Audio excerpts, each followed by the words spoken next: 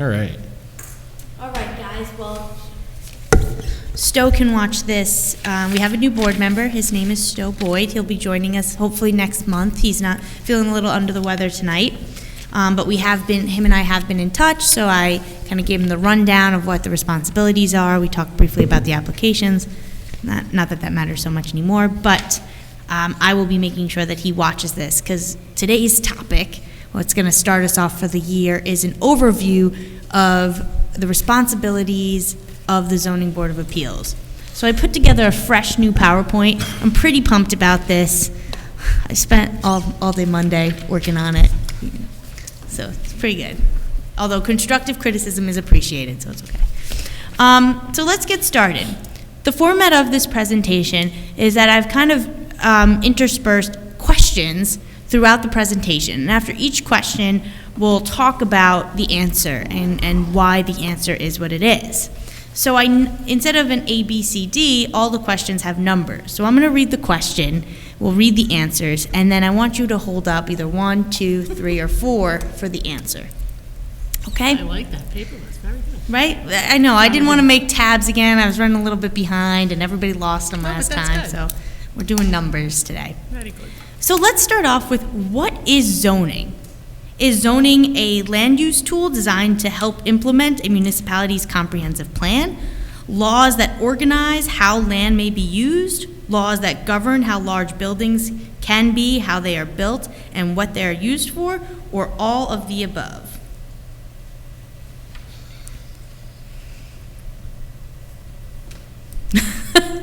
Are we doing individual? No, this is great, collectively, Oh, great. okay. You guys are all correct, so we're off to a good start. The state of New York grants authority to municipalities to enact local laws to perform governmental functions through its constitution and its statutes. Future growth and development of the municipality is controlled by zoning, which furthers the objectives of the comprehensive plan. Zoning regulations include specifications regarding lot size, density, bulk, height, and floor area ratio, just to name a couple things. Now, the comprehensive plan is the culmination of a planning process that establishes the official land use policy of a community and presents goals and a vision for the future that guides official decision-making. So the City of Beacon updated its comprehensive plan or master plan completely in 2007 and then adopted a comprehensive plan update in 2017.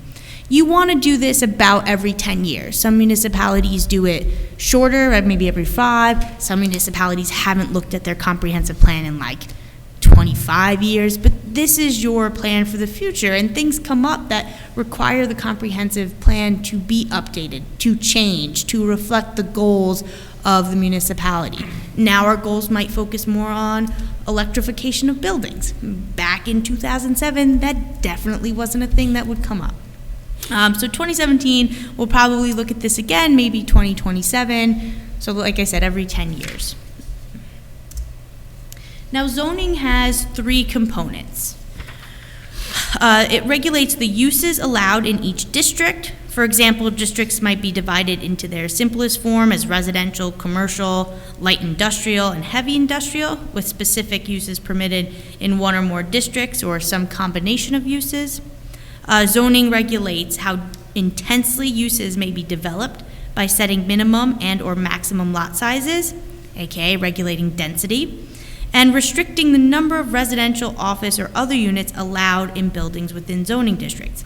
Density can also be regulated by establishing setback requirements or minimum lot sizes, things like that.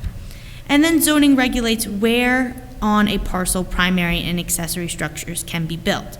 Again, through setbacks, height limitations, limitations on buildings in certain areas, such as floodplains or steep slopes. So now we have our next question.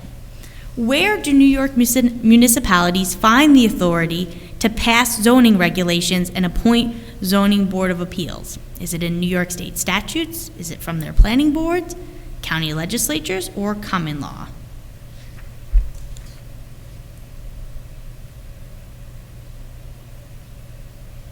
You guys are great.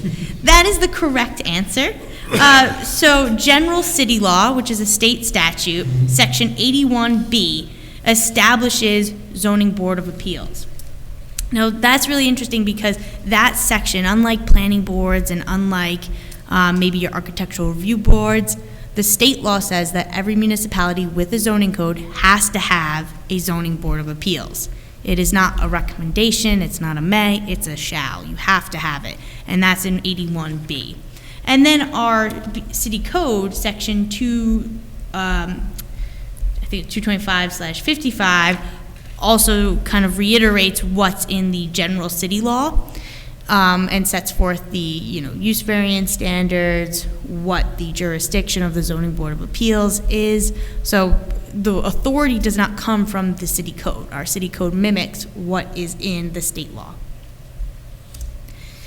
Now, the role of the zoning board of appeals. First and foremost, you guys are a public body, and we've talked about this many times and what that means. I mean, you are subject to the open meetings law. All your discussions about applications have to be made in public, or all your discussions about city business at all have to be made in public. You have to have your meeting minutes, your decisions have to be made available to the public and filed with the clerk, all that good stuff. Like I said before, every municipality with zoning has to have a zoning board of appeals. You guys act as the safety valve. You keep the zoning restrictions from being overly rigid. There has to be some flexibility to accommodate for unique circumstances, right? You exist primarily for your appellate function. You act as a buffer for aggrieved applicants between decisions of the zoning enforcement officer or the building inspector and the state Supreme Court. So instead of suing the city for everything, a lot of those issues can come to the zoning board of appeals for discussion. And the state requires that you do at least 4 hours of training. So that's why we have these training sessions before every meeting, so that you satisfy those requirements. And we've talked about that training before. You are free to do more training. Those hours can carry over if you do more than the 4. If you find an interesting program, feel free to share it with all of us, and you can do training that way. But we've talked about that plenty of times, so I don't want to bore you too much. But any training questions, always just shoot me an email and we can talk about that. So what functions must Zoning Board of Appeals always perform? Review of use and area variance applications, interpretations of zoning and the rulings of the zoning enforcement officer, site plan and special use permit review, both variance review and interpretations of zoning enforcement officer rulings, variance review, interpretations of zoning enforcement rulings, site plan review, and special use permit review.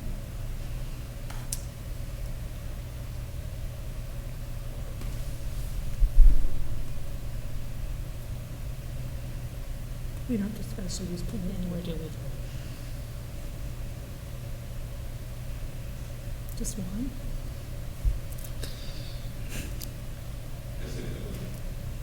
That's a good one. Interpretation. Doing one today. Site plan, special, we don't have to special use anywhere.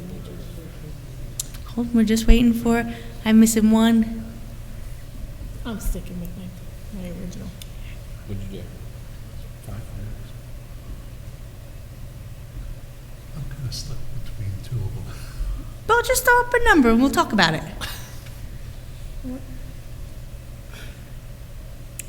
Okay, that's the right answer. So What is it for? we regularly do use and area variances. Everybody got that part right. What is not an always requirement are site plan and special use permits. Right. Municipalities are free to give the zoning board more authority if they so choose. But what is mandated in general city law is that a zoning board exists to review interpretations and to review variances. You are not there, you do not exist under general city law for site plan review or special use permit. So this one was a little tricky. That's not to say the city can't grant you those, that review authority, but the question is what functions must the ZBA always perform? And you are always responsible for interpretations of zoning and the rulings of zoning enforcement officers and use and area variances. Okay. Who is the zoning enforcement officer? I'm sorry, I should switch that. Zoning enforcement officer is the building inspector. Okay, that's Yeah. what I assumed, then I Is was it- thrown off by. Is it the building inspector in the city of Beacon, or is it always the building inspector? It is the building inspector in the city of Beacon. In some municipalities, they go by the code enforcement officer. Sometimes there's a zoning enforcement officer under a certain different title. But in Beacon, we just have the building inspector and the deputy building inspector. And they fulfill those roles. So I'll try and change up what phraseology I'm using. All right, another question. To appear in front of the Zoning Board of Appeals, an individual needs to have the zoning enforcement officer deny them a permit, to have the zoning enforcement officer cite them with a violation, to apply directly to the ZBA for an area variance in connection with an application for a site plan, special use permit, or subdivision plat, or any of the above to have occurred.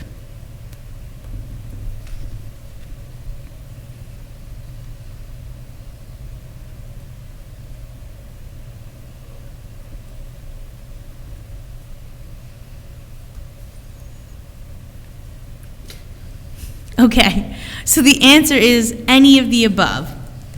The main route for the Zoning Board of Appeals is through the building inspector. He is going to be the one that gets you to the Zoning Board of Appeals.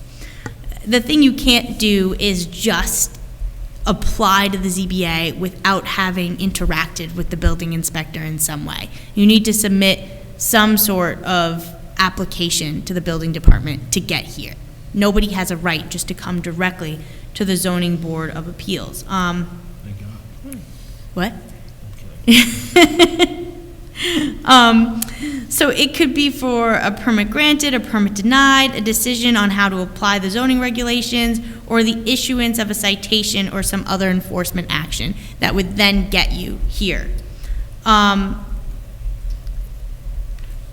The state statutes do authorize the ZBA to hear a direct appeal when an applicant is submitting an application for a site plan, special use permit, or subdivision review, and you need an area variance application. But again, you're submitting an application to the building department first, they review it and determine that you need a variance, and then you go to the planning board, then you come here. So again, there's no direct pathway to the Zoning Board of Appeals unless you're submitting some other application or you have interacted with the building inspector.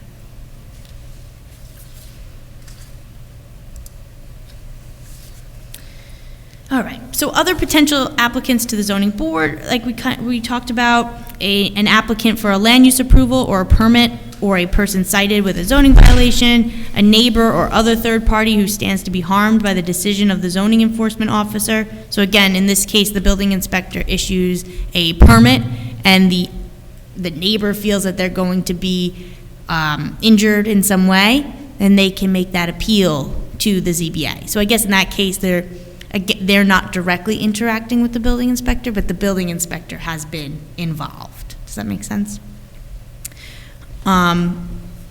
So you can file an appeal of the building inspector's determination within 60 days after the building inspector files the decision in his or her office.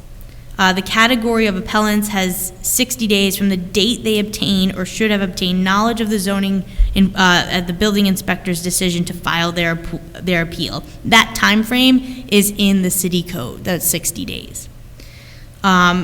You can appeal any decision from the building inspector or any other department, board, or we don't have any bureaus, but any department or board of the city. And so, for example, a planning board member, even one who doesn't live anywhere near the subject property, could appeal a decision to the Zoning Board of Appeals.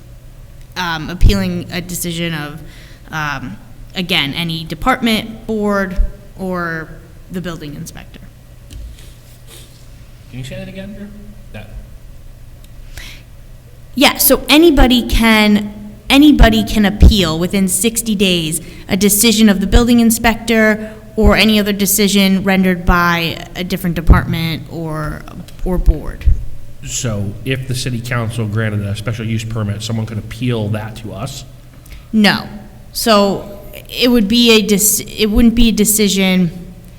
those decisions go through an Article 78. Okay. So it would just depend on the, city council's not one of those boards. In fact, the city of Beacon does not have a board I can think of where that would be applicable to.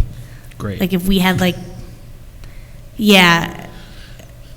now that I'm like running it through my head, I don't want to mislead anyone. It is not, a decision by the city council would go to an Article 78, right? Just like a decision of the zoning board of appeals would go to an Article 78. As would the planning As board. would the planning board Right. go for an Article 78. That is set forth in general city law, that is set forth in the city code.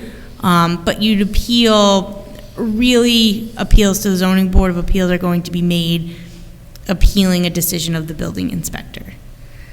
What would be an example of what you're talking about in another municipality? I'm thinking of a decision of a historic commission that might get filed. You might be able to appeal that decision to the zoning board if you're appealing an interpretation that they had. You might also be able to, one other correction, let's say the planning board makes an interpretation of a zoning code provision and somebody disagrees with that interpretation. They could file an appeal to the zoning board of appeals on the issue of we disagree with this interpretation. Now, can anybody appeal our decisions? Like if the board renders a decision? It would be an appeal, it would be an Article 78. So there's nowhere to go after the ZBA except to the Supreme Court.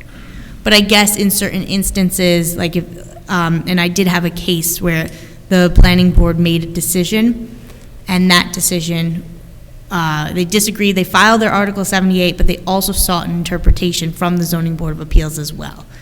So I guess that would be an instance where the decision of the board would go to the ZBA. So it's very specific.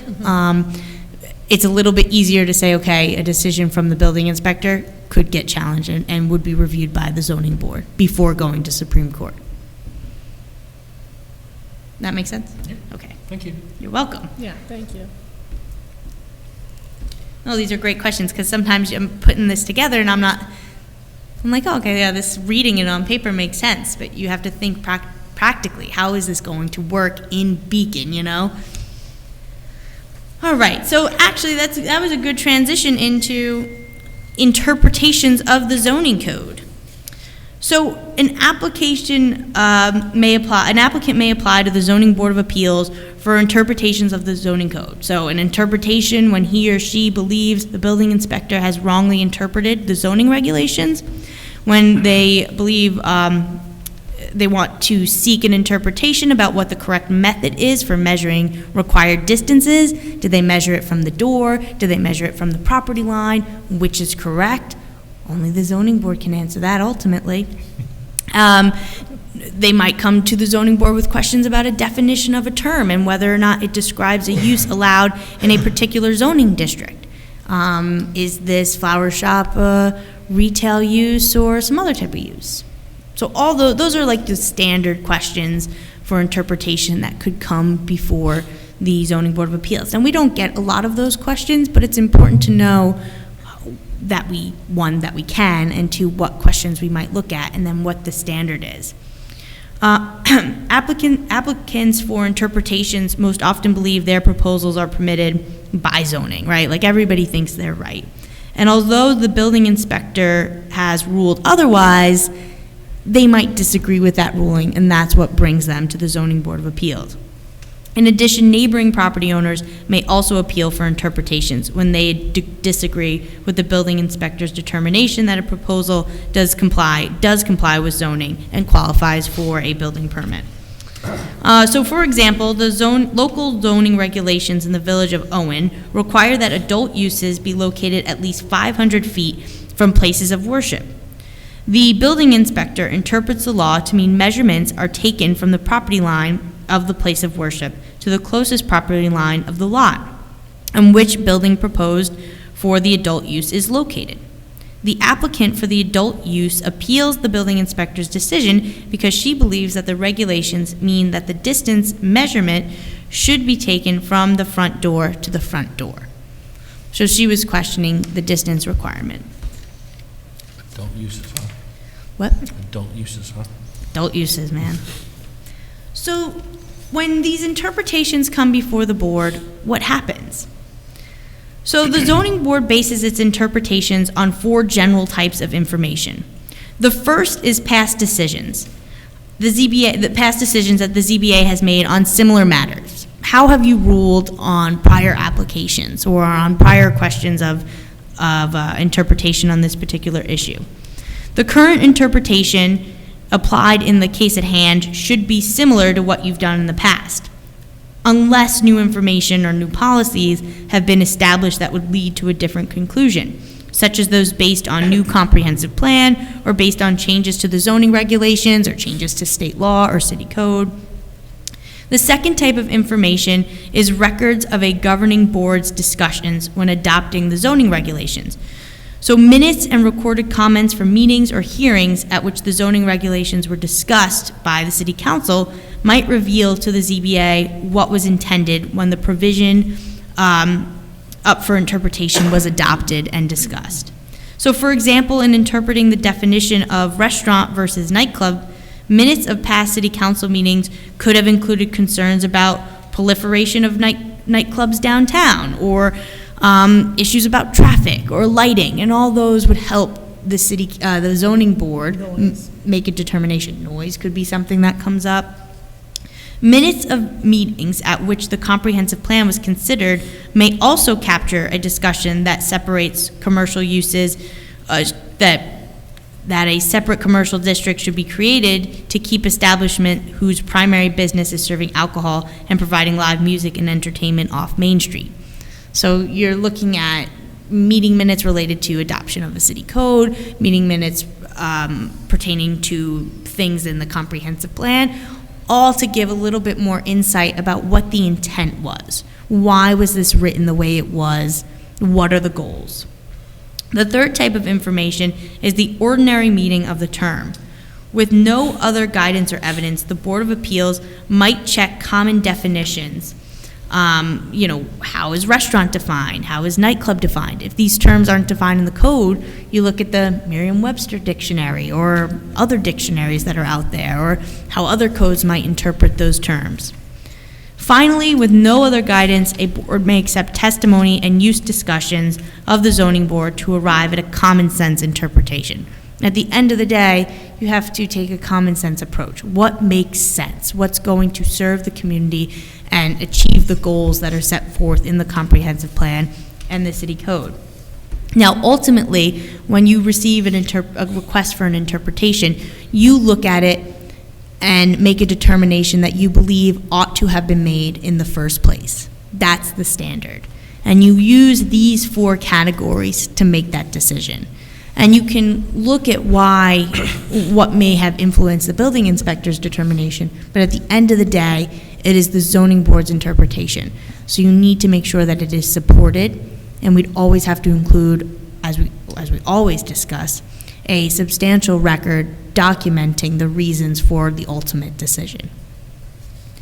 And I think if we have a request for an interpretation, we'd obviously go through these standards again and talk about this in a little more detail. But this is just the overview presentation, kind of give you a little taste about all the things we do. Oh my God, there's just not enough time. All right, next question. How many parts of the 5-part area variance test must an appeal pass to receive an area variance? Is it all 5, a majority? It's not a matter of passing the test, it's whether the factors when considered together show a greater benefit to the applicant if the area variance is granted than a burden to the community, or the municipal board establishes that number.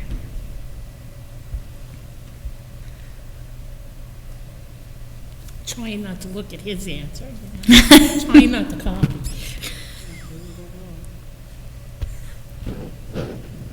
So this is the 5-part area variance test, and we refer to that as our balancing test, right? You don't need to prove that, you don't need to demonstrate that you meet 3 out of the 5. You could just meet 1. But if that 1 is in support and the balance outweighs the benefit outweighs any potential negative, then you're going to grant the variance, right? So the answer for this one is 3, because it's not a matter of passing. It's establishing that balancing test and looking at the benefit to the applicant over the burden to the community. To me, that's the clearest way that's ever been stated in all the years that I've been here. The way that was worded threw me off, I'll be honest with you. That's funny. She was feeling so good about herself. and then Well, no, Montos because had to bring her I'm down. actually not going to take credit for this. I was doing a lot of research, and the state comes up with some of their questions in their PowerPoint, so this one is a state question. And so I can't That's the say, state answer, too? that's the state, yeah. For some reason, I'm I not was a- thinking of a use variance. I don't know why.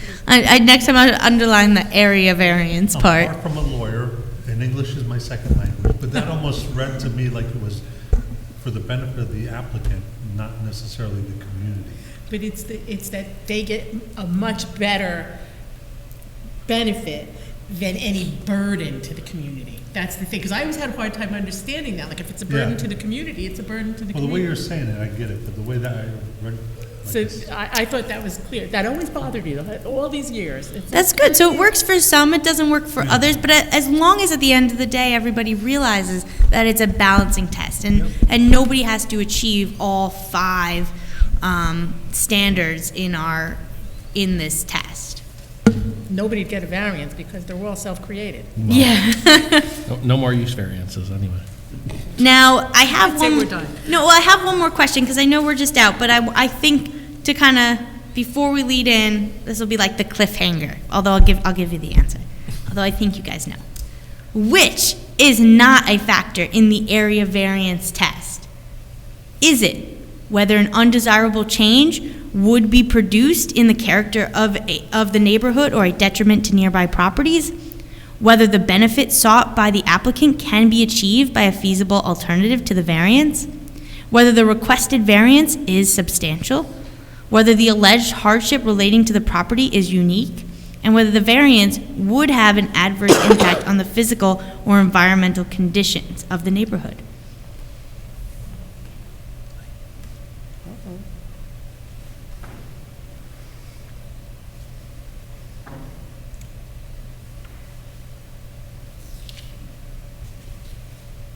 Oh, I'm sorry, I was looking down.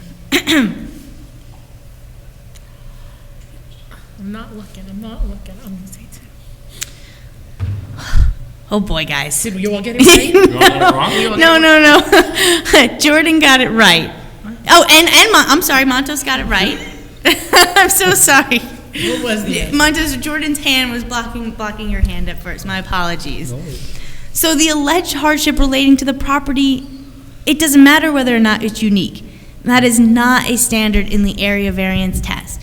1, 2, 3, and 5 are, but there is one missing. Which, bonus question, which factor is missing? They didn't even get the first question right. Is it the self-created hardship? It is self-created hardship that is missing. Jordan will tell you all of them are I self-created. know. I was like, which one will I take out of the? I will say that often. Yes. He's got me convinced. I've been sitting next to him so long. So that brings us to 7:30. So next week, we'll pick up right on this slide. Maybe we'll run through these 2 questions again and go back into the area variance standards and the rest of our responsibilities. But before we move on, any questions about what we talked about so far? All right, cool. So we have to go to summer school. No, don't worry, I'm here. There's no extra summer school.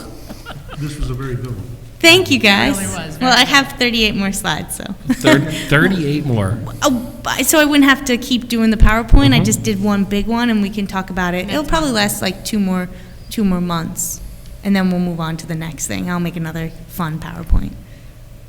Stay tuned. Thank you, Drew. Thank you, guys. Thank you for indulging me. Appreciate it. I need a bigger audience, though. We're not the planning board, so. All right.